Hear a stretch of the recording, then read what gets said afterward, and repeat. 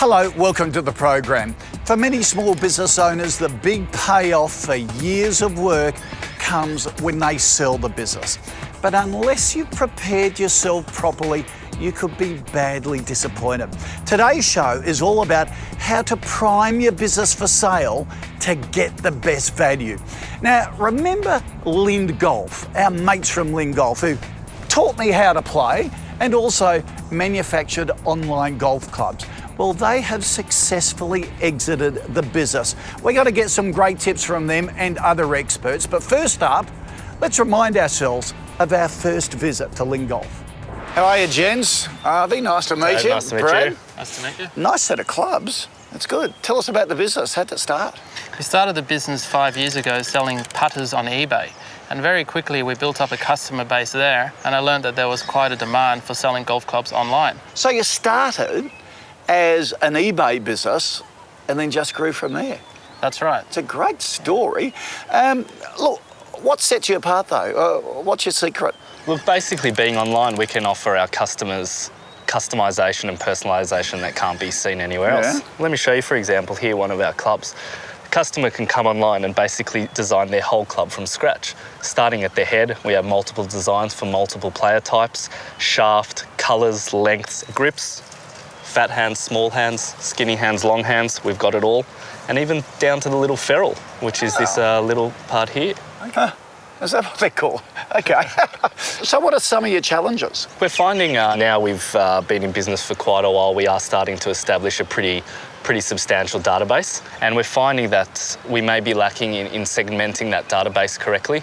We do have a lot of customers that vary in age and demographics, and we're hoping for a bit of advice in relation to how to best target them. Look, it's a great little business. I reckon we can get somebody to help you with your database because that's an essential part of the business going forward.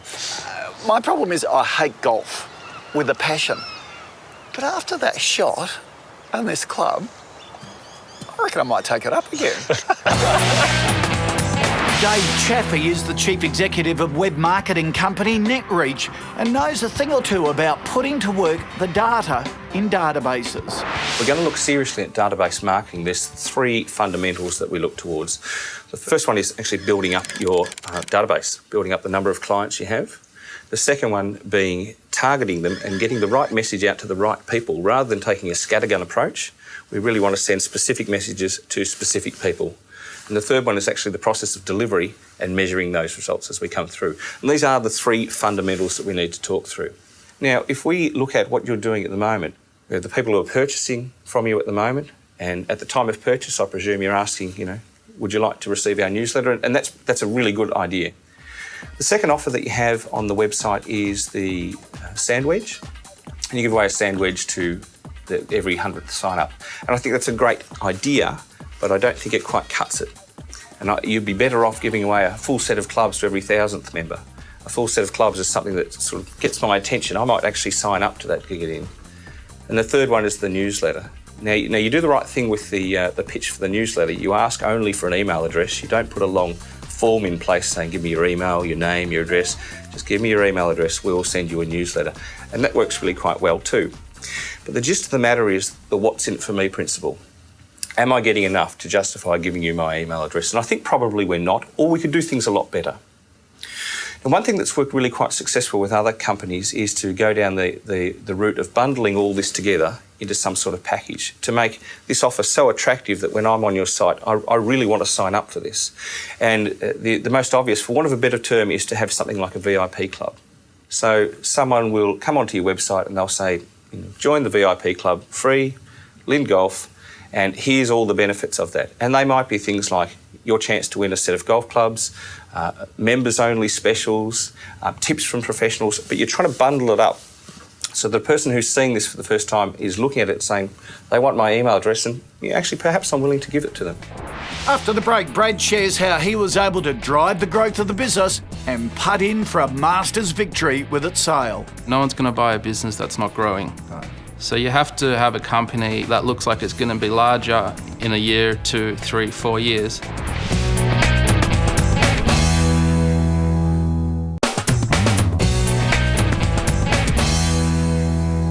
Late last year, golf equipment manufacturer Lind Golf was sold to another large online retailer for a tidy sum of money.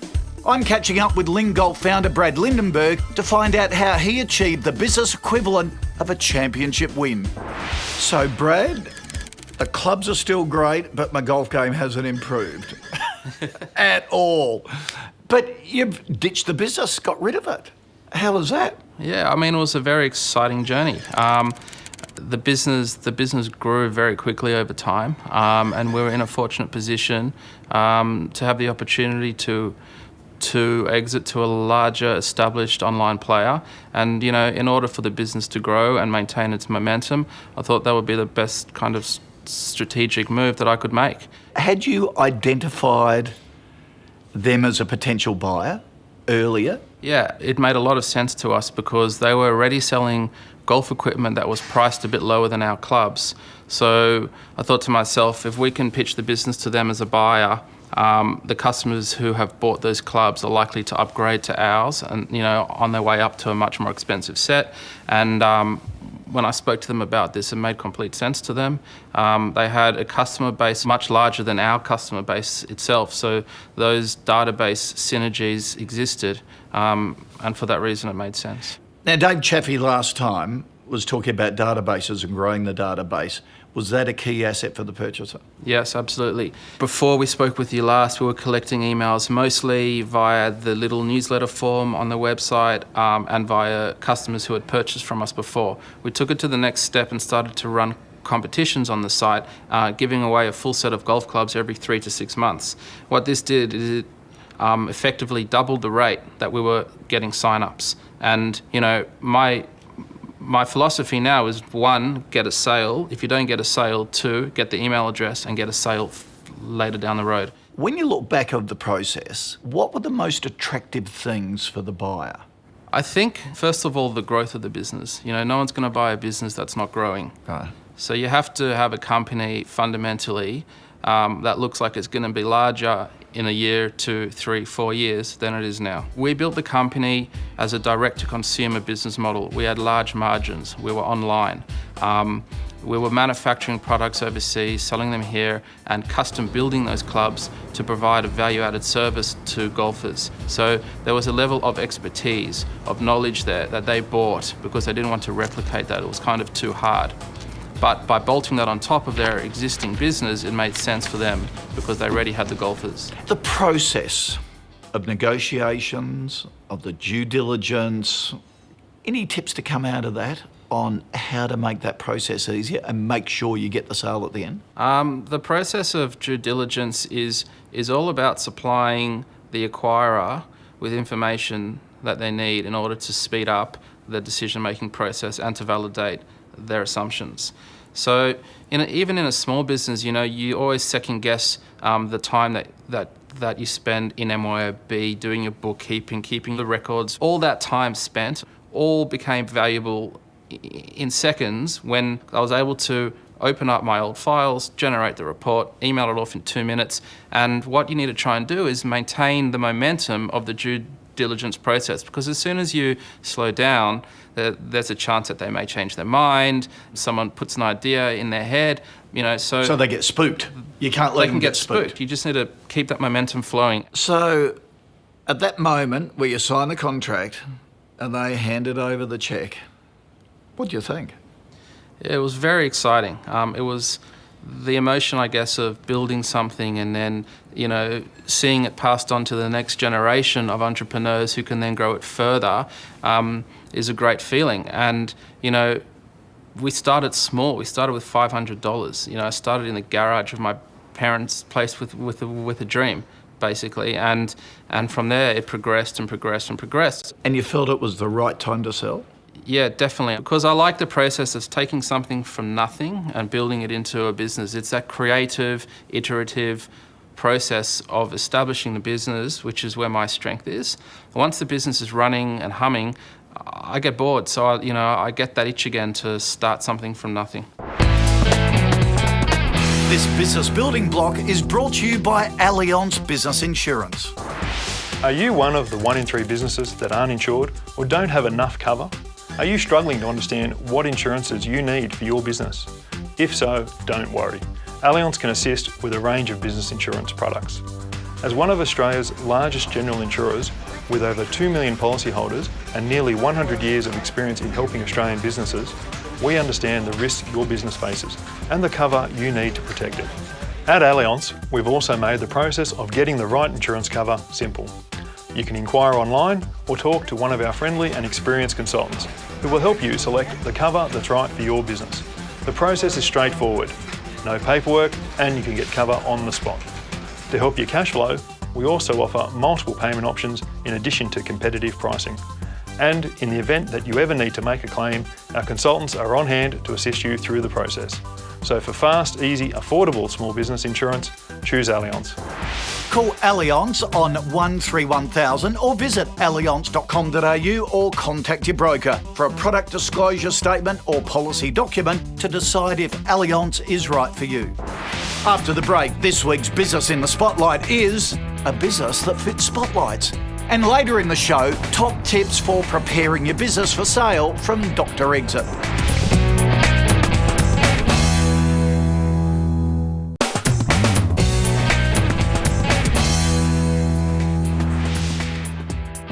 This Business in the Spotlight is brought to you by Allianz. Hi, I'm Danny McCurry from Pinpoint Electrical. Pinpoint Electrical specialises in property maintenance and commercial fit-outs, lighting, power, data. I set my business up because I wanted to be my own boss, I guess. Having the money saved made it a lot easier, not having to borrow the money, and having contacts that I had in real estate gave me that extra, security, knowing that this could actually work. Pinpoint Electrical specialises in 30% property maintenance, 20% domestic and 50% commercial. A basic day would be getting up nice and early, have my cup of coffee, start running cables, changing light fittings, power points. Our days range from anywhere between 10 to 12 hours, and then we have an after-hour service that we do. Being an electrician is, fun because you're out on site all the time. You're not stuck in one place. Bad points would have to be going into dirty houses, up in the roofs, spiders, cobwebs. We're actually working at a house. A lot of toys were stored up in the roof, and there was a snake coiled up in the roof, and the snake started to unravel. We were out of there quick smart. I've got one worker with me. Having your own staff, you need to make sure they comply with New South Wales standards for safety.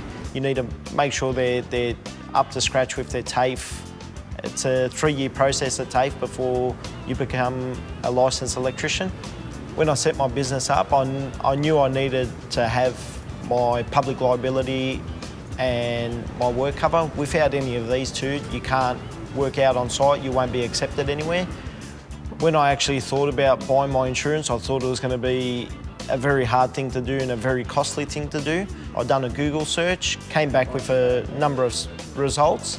I chose Allianz because they had the trades pack where I can go online, purchase my insurance and get my certificate of currency emailed to me. I was actually very surprised with Allianz's online facility. It didn't ask a lot of hard questions, they were pretty straightforward. I recommend Allianz Insurance to any tradie out there looking for insurance. Just the fact Allianz has that trades pack that you can do online after hours when it actually suits you, not during the day when you're running your business. It took me about 15 minutes from the time I started to the time I printed out all my certificates. Having my wife and my little boy there to get me through my days, knowing that he's going to be there with a smile on his face, it'll pay off in the long run. Call Allianz on 131000 or visit allianz.com.au or contact your broker for a product disclosure statement or policy document to decide if Allianz is right for you. After the break, top tips from the top man in business exit strategies. We always have to ask ourselves, how is the buyer going to extract value from this business?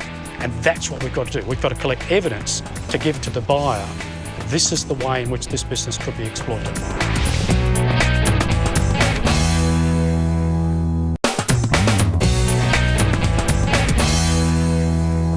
With the retirement of the baby boomer generation over the next decade, it's predicted that hundreds of thousands of businesses are going to be up for sale. So I'm catching up with Dr. Tom McCaskill, affectionately known as Dr. Exit, who is a best-selling author and leading authority on strategic business exits.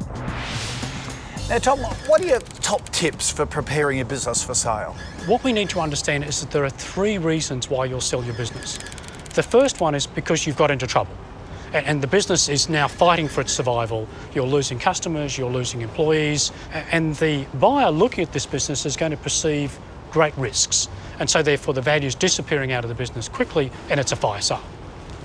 The second reason is that someone comes and makes you an attractive offer for the business and you're not ready. And you're going, well, is this a good offer? Is this a good price? What do I do now? And often if you don't react quickly enough, that offer will go away. And the third reason, which is probably only 20% of all of them, is that I've decided to sell and I can take my time to sell the business. Okay, so obviously the last one is the best to go through. As you go through the process and plan an exit, what should you be doing? What are the key factors? Well, I would say first and foremost, put yourself in the shoes of the buyer. So almost target a buyer. Absolutely. Oh, if you can figure out who the best buyers are, absolutely target and the best buyer. mould your business to a buyer. As a friend of mine used to say, make my business look like that of the buyer, because then it's very comfortable for the buyer to acquire it. It's the buyer that's got to exploit the potential of the business. You're gone. You know, you're mostly out of the business. And whatever you've done in the business, that's history. So when we sell a business, we sell the future of the business. We never sell the past.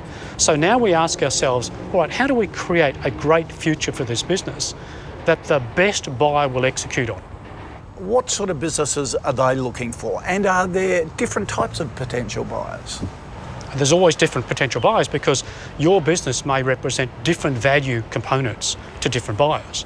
One buyer might want the employees, another buyer might want the intellectual property, another buyer might want the location, another buyer might want the customer base. So that becomes hard now for the seller. But I, as the buyer, I'm looking for how do I generate new value? So, I want to return to my shareholders, I'm going to make an investment, I want to see, what's the highest probable return I can make out of this business. So what you're saying, it's not about being incredibly profitable, it's about creating value for a buyer. Exactly, because it may not be your profits that the buyer's interested in. We have to remember that you may not have executed on the potential in the business. You may have lost your motivation, you may have lost your energy, you may not have the skills or the funding to fully exploit the value in the business. So what you're looking for is you're looking for a buyer that can. We always have to ask ourselves, how is the buyer going to extract value from this business? And that's what we've got to do. We've got to collect evidence to give to the buyer. This is the way in which this business could be exploited. Now, what about getting quality advisors? How do you do that, and what are the pitfalls? Okay, absolutely critical. But I will say that in my experience, most professional advisors are sort of locked into some 1970s paradigm for EBIT multiple, the conventional way of valuing a business. And the EBIT multiple or conventional valuation methods are backwards looking. They look at the history of the business and they look at the profit in the business and look at the historical growth in the business and they project that forward. But let's face it, you're not going to be in the business. It's not you any longer, it's the buyer. So it's very important to find an advisor who understands it's about creating value for the buyer. We have to remember, very few people have sold a business once, let alone more than once. So you've never been in the room negotiating the deal. You don't understand where the buyer's coming from. You need someone that does, 2 a week, 5 a week, 10 a week, who's been there lots and lots of times and has created really great exit value for their sellers. So, Tom, are all these tips scalable down to smaller businesses, sort of your local shop or sole trader? Look, I think absolutely. The concept of what creates value for the buyer is the same whether you are a part-time innovator, small shop, small professional firm, it doesn't really matter. Remember, it's about what does the business look like going forward, how reliable are those projections of revenue and income, and then what are the risks in the business. So, you are asking someone to take over your business and effectively buy a job in some cases. So how reliable is that job going to be? And obviously, the greater the risks, the lower the value. But also remember that many of these businesses are about personal relationships and personal clients and personal knowledge. well, that's going to walk out of the business. So when that walks out of the business, there goes the value. So documenting your knowledge, helping transition the customers, the clients, helping transition the business, having a succession plan for whatever employees you've got in the place. How does the business transfer to the owner, and then how does the owner reliably move the business forward so they're getting a good income out of it? Tom, thank you so much for your time. It's just been fantastic. It's been a great episode. It has so much information. In fact, too much information. We couldn't jam it all into the program, but it is all on the website. So many gems there. Go there now, kochiesbusinessbuilders.com.au. I'll catch you next time. Next week, getting a startup boost from business incubators and how one helped turn an idea into a multi-million-dollar business in 11 months. And to help your business today, go to kochiesbusinessbuilders.com.au where we have free e-business templates you won't want to miss. Plus, become part of the KBB community on Facebook and Twitter.